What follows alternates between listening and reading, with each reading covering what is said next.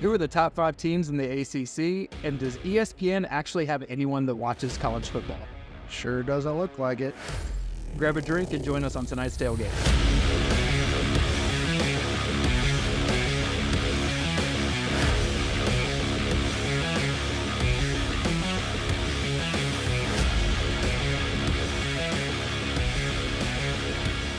What's going on, everybody? Welcome to the Tailgate. Thanks for joining us. It's been a few weeks here. As always, I'm here with my pals, Michael. That's me. And Dennis. Believe that's me. Yes, it still is. Okay, so make sure. Nothing's changed in the last month.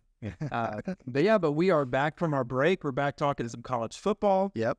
We're going to go over our individual top 5s from the ACC. Kind of like we think the top 5 are going to look like, but They're wrong. I'm right. No. It happens every once in a while with Louisville, and I think that's about it. No, that actually was you, remember? Oh, yeah, that wasn't. Yeah, That's right. Yeah, we got video footage of that. Roll that clip. So Michael, I know you said that you think Duke's going to be pretty good this year. Dennis, I'm going to have to really disagree with you. You're sitting here saying Boston College is going to be the team to beat in the ACC. 100% disagree. I mean, it's not like they have Bill O'Brien as a head coach or anything. So you need to put that on the back burner. My dark horse this year, and I'm going to call this, what's today? Today is August 22nd, 2023. So I'm putting on record that my dark horse is going to be the Louisville Cardinals. They're going to be the team to beat. They've done really well in the portal. Boston College, Dennis, really? Come on, dude. That's just ridiculous. Louisville is going to be the team this year. So mark my words, August 22nd, 2023, Louisville Cardinals. Things could be edited. But this wasn't. But before we get into the ACC, ESPN came out with a post-spring biggest question marks for all the top 25 teams, and now some of them they did okay. Georgia's pass rush, that's kind of a question mark for them. Sure. Missouri's defense, Yeah. okay. They lost their coordinator. LSU pass defense. We know they don't buy. Brian Kelly doesn't buy players, right? But they still are concerned about their pass defense. Yeah. But some of these were Terrible takes. Yeah. Michigan cameraman. Michigan, that's the big one. I don't know how that role is going to be filled, but we'll see. So I don't think it's film anymore. I think it's digital now. Yeah, it's not going to. I didn't say filmed. Oh, my bad. I said filmed. Gotcha.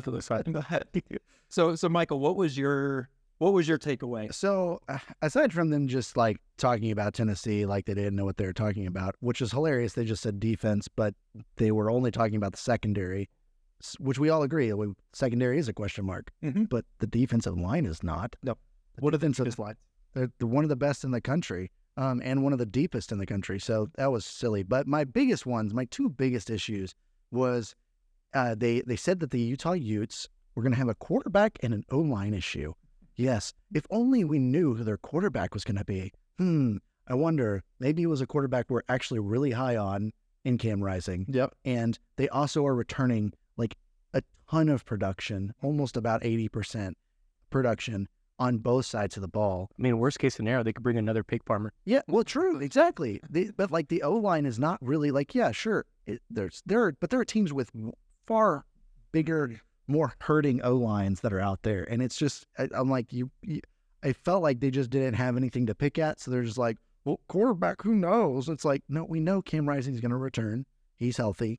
We also know that their offensive line, their offense is going to be pretty stinking good, or at least expected to be good. My other one was they talked about roster depth for Miami. Miami has been stocked for years.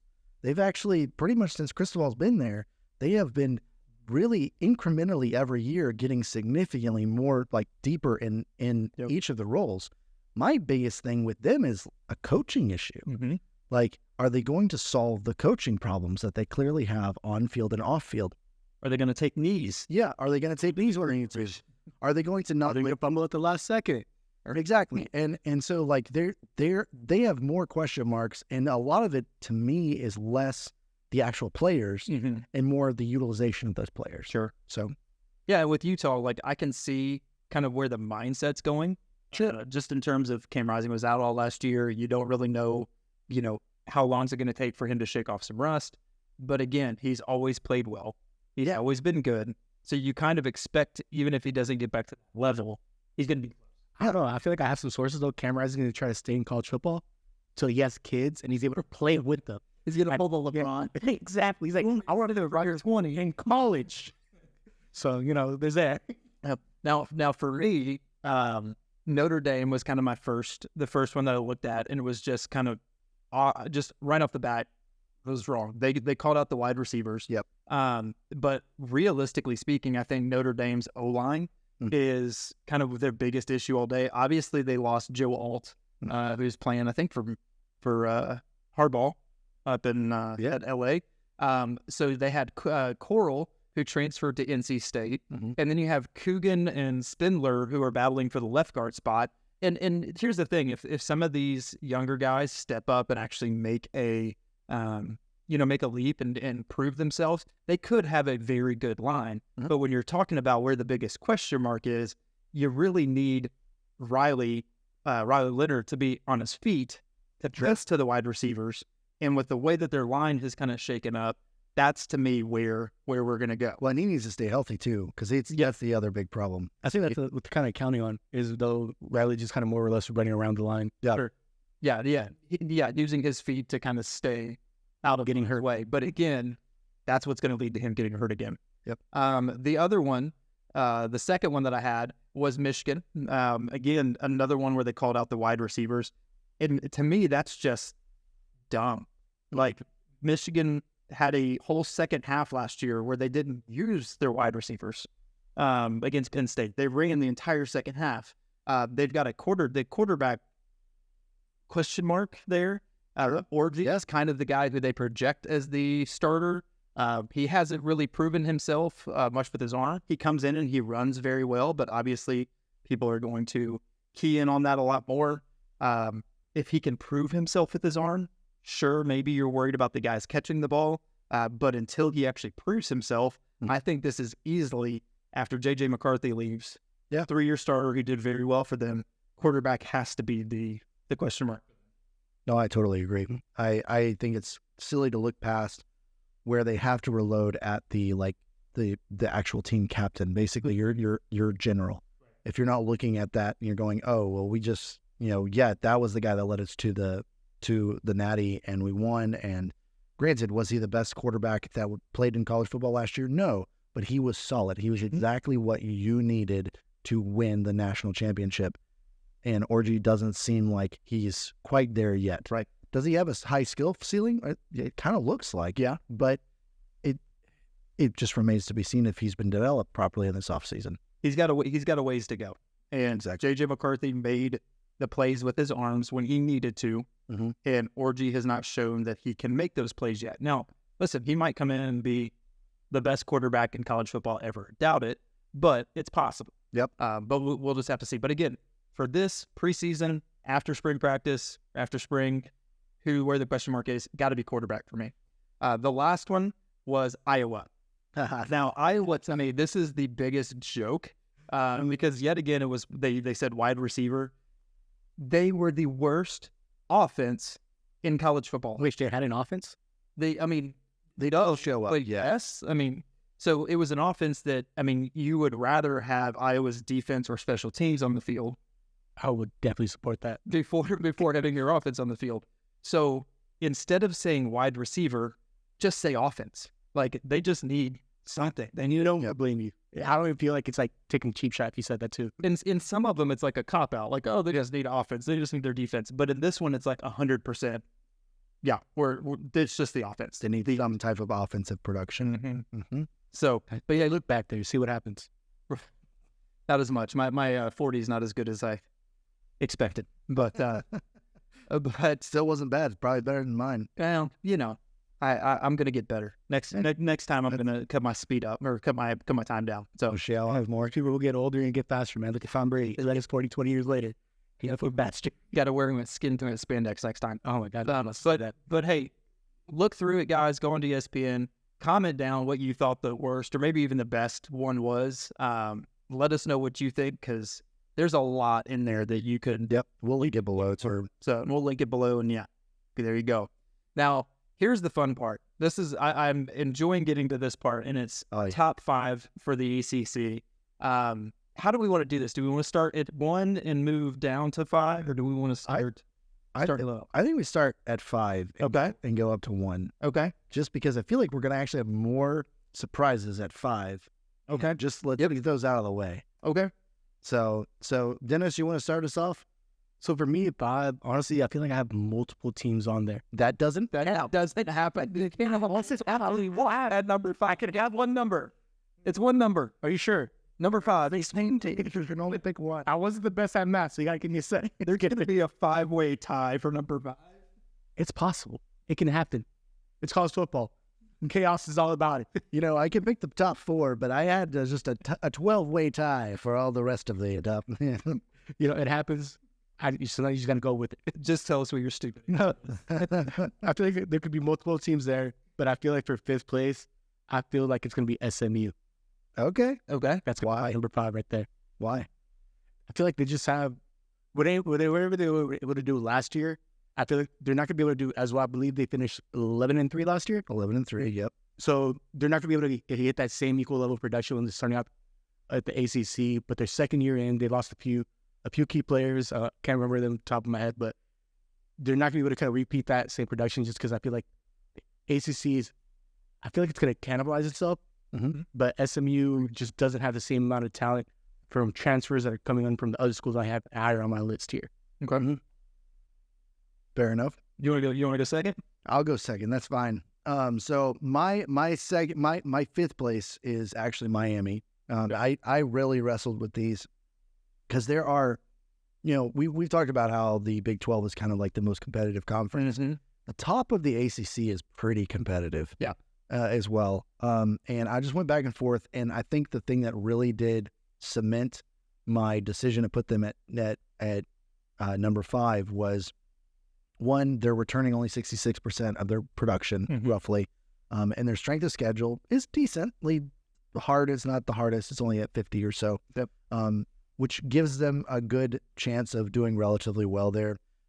But it's the coaching thing. I just don't. I'm not quite confident that they're going to be able to. It would, for me, I just would need to see some proof, because wherever Cristobal's been, he's had issues. He's had some really good games, some really good wins, but it's almost like there's a consistency problem. Sure. And so I'm not really getting down on Miami's team itself. I think they made phenomenal additions in the portal. They got they got Tyler Barrett from Tennessee, which was awesome. That guy is freaking. He's a beast. But he also just wanted a lot of NIL money, so Tennessee was like, eh. But I mean, Cam Ward is a phenomenal, probably the best addition of any QB in the ACC this year. I think he was just a great addition to them. It's just, can they capitalize? Okay. And that's what made me put him at 5th. Okay. So what you got? So 5th for me, and this is I'm about to get some hate for this. I can just feel it. It's going to be Clemson. Wow. Okay. When you look at I think they have 10 returning starters. 8 of those are going to be on offense, and 2 of them are going to be on defense. And this, at least what I was looking at, you have I think it's about 60%, 60 to 70% of returning production. I just don't have faith in their quarterback. And I think Klubnik or however you pronounce his name, I think that he's a good kid. I really like him as a person, as a kid, but as a quarterback, there's just been too much up and down. The weird stuff with him and Dabo last year, where it just kind of felt like they were not on the same page, and it just felt weird. And so I don't think that he's going to take the steps necessary for them to actually step up. I think that there's going to be a little bit of a regression there, and so I've got them at. Okay. I mean, I don't fault it. I get it. So Dennis, how many teams do you have at number 4? 4. 4. No, absolutely. 4. I believe 4. Yeah. No. Okay. Yes. So pick your top one. Depends if I finish my sentence. Right. Pick your top number 4. Pick your top number 4. North Carolina State. North Carolina, NC State. Okay. See? You let me finish my sentence? Yeah. I say, could be 2. It's like, we're about to get really spicy. Dramatic effect pause. Yeah, you got to call it. You got to get the people wanting, like ACC. Okay. So NC State. NC State. I feel like they have a great team, and I feel like they do have potential to actually I don't want to say rule the ACC, but definitely be competitive. But I feel like they're just gonna fall short. There's gonna be more talented teams. Okay. Sure. Yeah, I mean, NC State does have a pretty nasty gauntlet. I mean, their strength of schedule isn't super bad. It's actually one of the easier ones for the ACC, but their out of conference and stuff like that is much harder for them in comparison to the rest of the teams that they have to play. Depending on how you look at it. Well, I mean, no, I mean just like Their hardest teams are going to be Clemson and Tennessee. well, that's what I'm saying. They're out of conference. Their out of conference is harder than the rest of the Gotcha. ACC.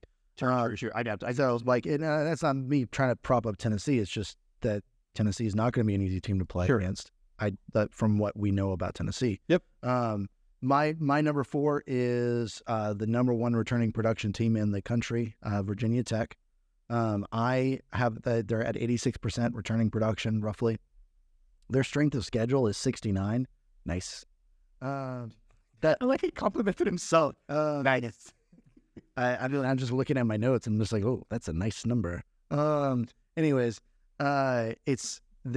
if you look at their schedule, if Miami does what I think that they're going to do, which is they're going to have a lot of talent on the field, but they're just not going to be able to capitalize on it. And really at the end of the day, even if Miami doesn't, like if Miami turns out to be a phenomenal team this year, they're only dropping potentially 2 games. They're Clemson and Miami are the only tough teams they're basically playing against, right? Which is actually really good for them. They really kind of caught on fire last year, which they started looking really good. And so I just want to give some props to them. Like I think they've been able to turn the tide on what their program looks like. And so I've got them at number 4, and I honestly could see them. They're my current dark horse for the ACC. Gotcha. So I also have Virginia Tech. Where? Same type of reasons. They have like I think it's 19 returning starters. Just a lot of returning production.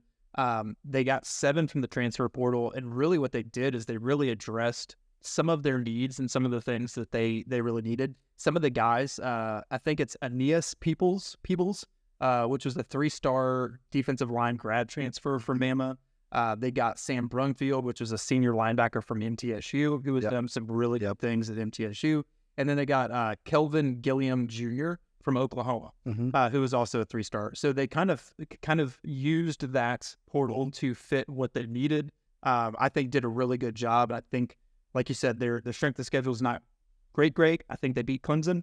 And so I got them at number 4. Sure. So number 3, your best number 3 team, Dennis. That's number 3.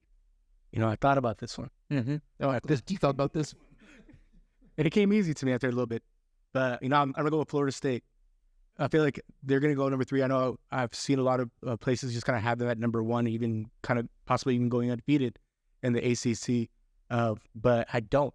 They lost they lost an entire team before, their quote-unquote fight for the Natty. They didn't show up. They lost their team. But with that, I feel like with getting the quarterback, DJ, not you. DJ, thank you. I say ukulele too. I've heard a lot of what Michael said. Ukulele. He's played with several different programs, several different years of experience. He has more experience than the entire team probably put together. And I feel like he's going to be a great asset, but still, I just don't believe he's going to be good enough to be able to bring Florida State to win the conference championship. Sure. So my number 3 is actually NC State. So I had to give some respect to them. They I think that they're a solid team. They did lose quite a bit of production. They're only returning about 59% or so of their production, but their strength of schedule is so easy. Like it just, from a standpoint of like at the end of the day, they're just not playing a ton of the super high like talented teams in the ACC. So again, their out of conference is a little bit tougher, but that's about it. And I feel like they had a really good chance to have a pretty good run last year. And so I feel like they're just going to capitalize on that again this year. Yeah. So I'm with you. I think I got NC State as number 3. Be glad you went first because apparently we're doing the same reasons. They got 10 returning starters, so they're while they have a lot of production coming back, they don't have that many players coming back. Yep. And so that's now the thing that I kind of like is some of the guys they added. They added a 4-star receiver from Ohio State, Noah Rogers, who did some great things. I always make the bench to Ohio State somewhere. I've got to get him in at least once every episode. Justin Jolie, a tight end from UConn. Jordan Waters, a running back from Duke. They got that quarterback Grayson Call from Coastal Carolina. All these guys were 4 stars, so they brought in a good level of talent. Again, I think the only tough games that they're going to have are Tennessee and Clemson. I think they beat Clemson, but I just see them. NC State is kind of my dark horse. I think that they have That's fair. the players to do it. I think that their schedule lines up perfectly because They've got the coaching staff to do it too. they've got the coaching staff to do it, but their schedule, Tennessee and Clemson are really the only games that are going to be somewhat tough. It's going to be tough. Tennessee's going to be tough.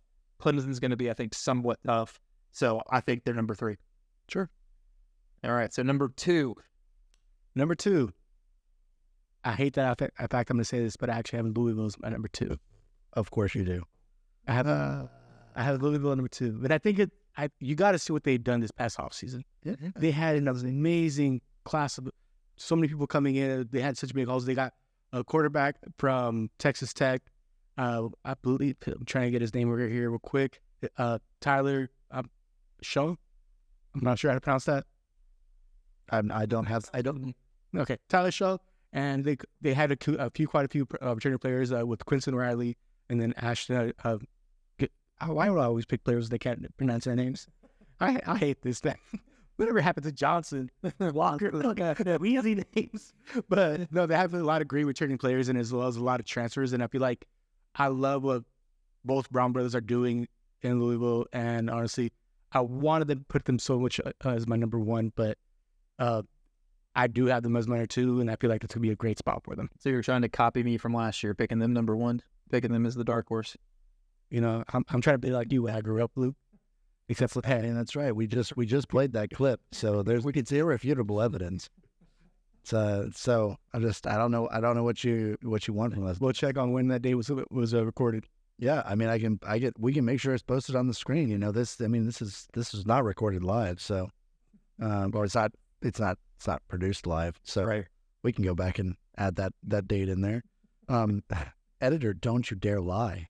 The editor wouldn't lie. No. Anyways, my number 2 is FSU. So the reason being, I'm guessing based upon your reaction. Yeah, we don't have a thing. So FSU, their biggest weakness is their returning production is only 56%. But the thing is, their strength schedule is one of the best in the country. It's at 19 as of right now. The thing is, FSU, they were loaded through the portal again with some great additions. Yeah. I do have some reservations about their schedule. And the thing is, it's not because I think it's going to be that difficult for them. It pales in comparison to like Florida, another in-state team. It's going to have way more, but it's more of the thing is for me is depth of roster, and can they maintain that steam going into the CFP? Sure.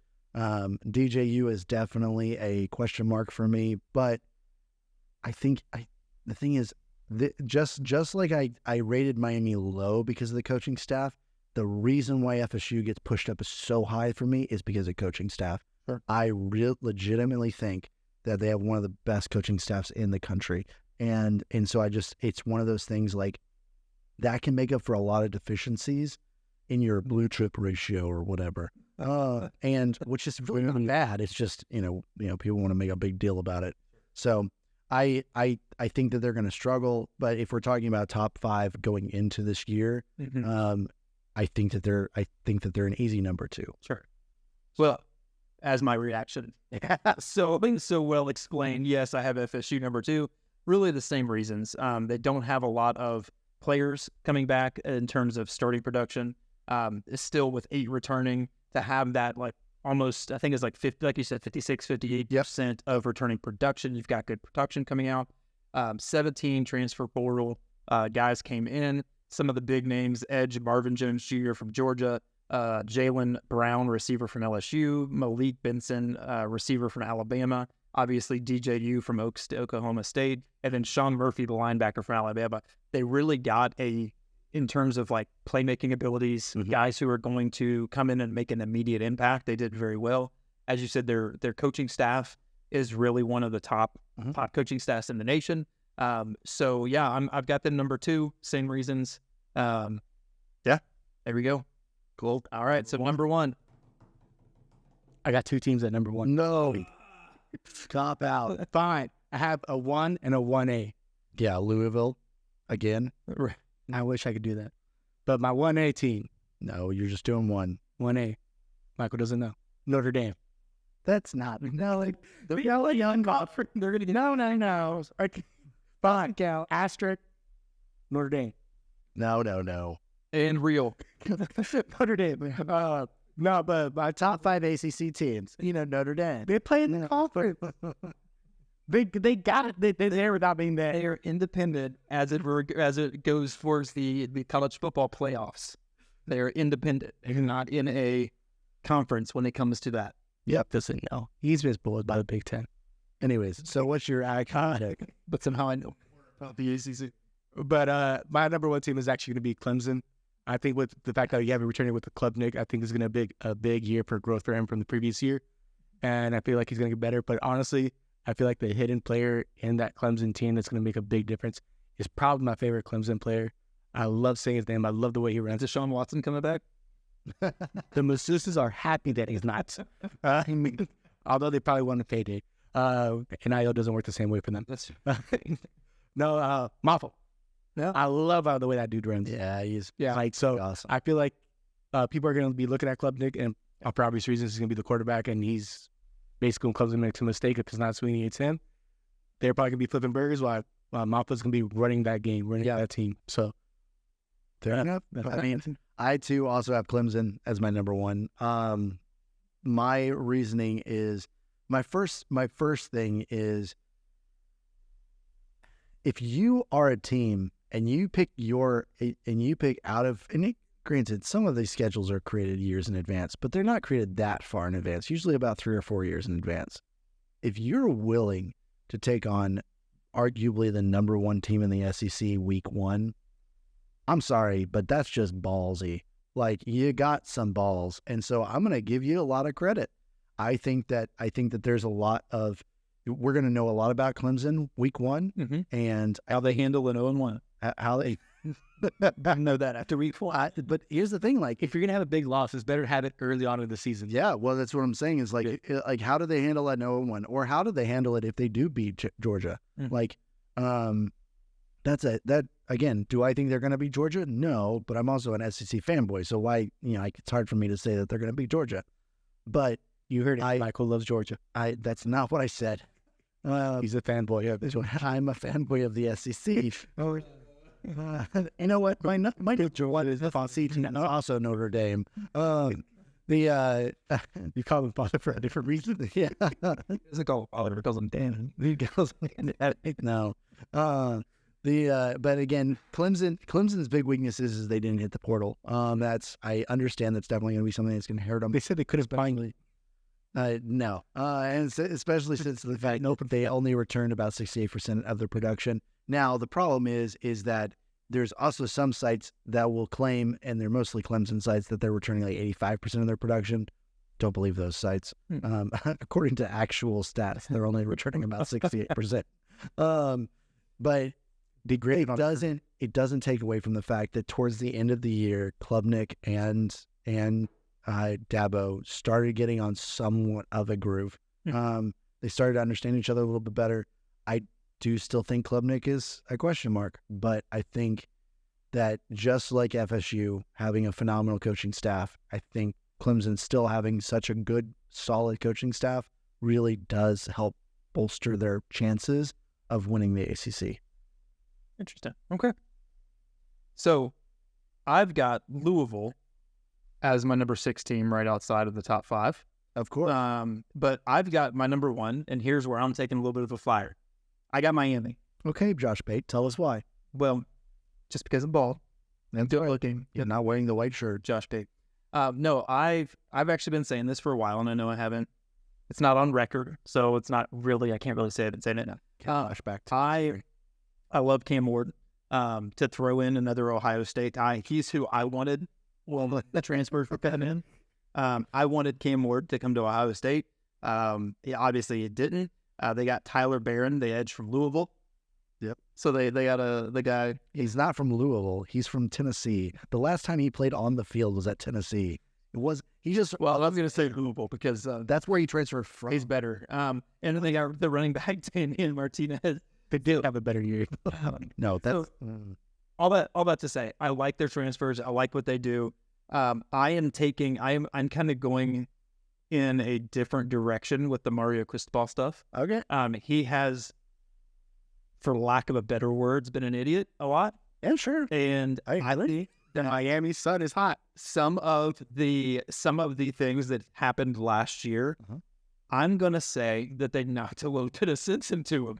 That's fair. Okay. And that this is going to be a year that he really actually thinks about some of these plays.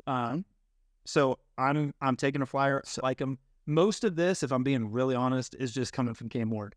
Fair enough. Like No, I get you. I like what he's doing. I like what he brings. I like the returning production that they have. Mhm. I think that Cam Ward takes them that next step. Sure. And so that's where I'm going. So I've got Miami as number one. Yeah, I get it. My issue with Miami wasn't the team. My issue is with them, and so my only question to you is like you say that was like it's a wake up call for him, for Cristobal. But the thing is, he made a lot of the same mistakes at Oregon, and it didn't wake him up. So Well, that's because he got another job. oh, This is his last job, folks. this is his last job. So if he doesn't get it right, Yeah, this is one of those like if you told him make the right call here, you're probably not head coach in the back like the calls he make. And again, I poke fun at him. Obviously, he's there for a reason. He makes some interesting Because he left Oregon. Well, you could also say that, like Dan Lanning last year made some really interesting calls on the fourth down, like a lot of the fourth down calls he had that didn't go his way. But had they gone his way, the same thing goes like we make fun of the play. It was definitely my bad coaching decision of the week. But he doesn't make that call yes, and they deal it like you should. He fumbled the opportunity. Right, exactly. But he's doing that. And if he doesn't make that call, we're looking at that totally different way. sure. They win that game. We're not giving them the jokes. So, it's And Ohio State beat Michigan. I mean, if we're talking about things that didn't happen last year, bro. So, but all that to say, I'm taking just that. I'm putting my neck on the line, first of all, that you're going to actually do what you need to do. So, fair enough. All right. Well, you guys let us know in the comments below if you agree with our top fives. put your top five in there, too. Put your top five of ACC. On our next episode, we're going to be covering the Big 12. So stay tuned for that. Thanks again for joining tonight's Tailgate. Come back next time, grab a drink, and join the conversation.